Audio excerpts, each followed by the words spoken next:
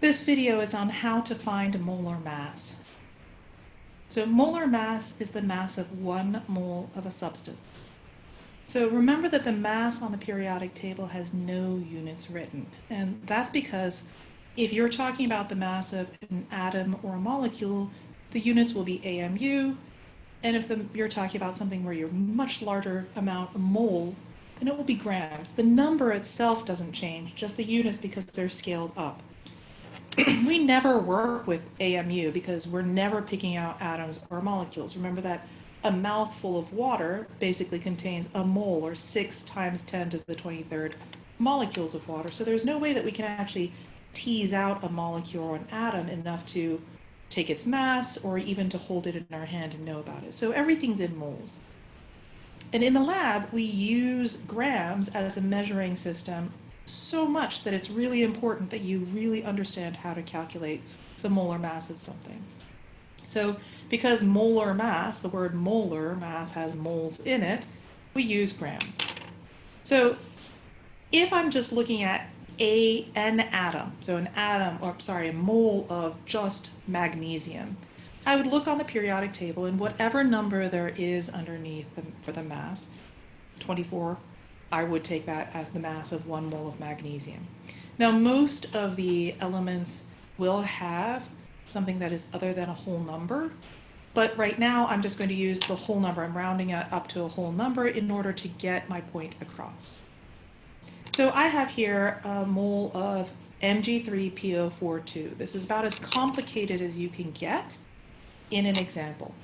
So remember that these little numbers down here are subscripts, and these subscripts tell you how many moles of this element are within a mole of this compound.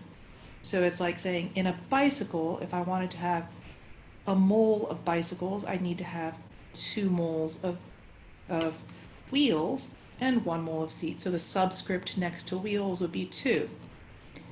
If I have something in parentheses and a subscript after that, this subscript applies to everything in that parentheses.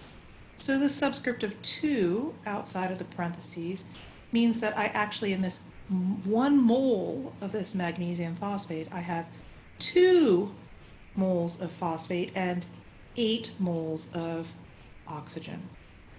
So once you remember all of those subscript things, that I'm multiplying these subscripts if they're outside of parentheses, and that the subscripts just apply to the things that they come after, it then makes it easier to figure out. So what I first do is I write down all the different elements, and remember that you can always tell what's an element because it starts with a capital letter.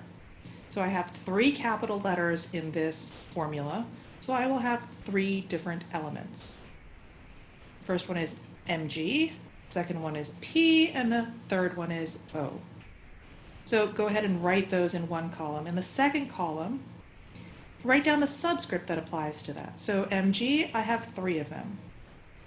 This is tricky. Remember that this subscript here is outside the parentheses, so this 2 applies to both. Now, remember that in science we are efficient. Some people call it lazy. We call it efficient. If there's just 1 of something, we don't write the 1 as a subscript. It just makes things messy. So there's no subscript next to the P, so that's a 2. It's implied 2 times 1.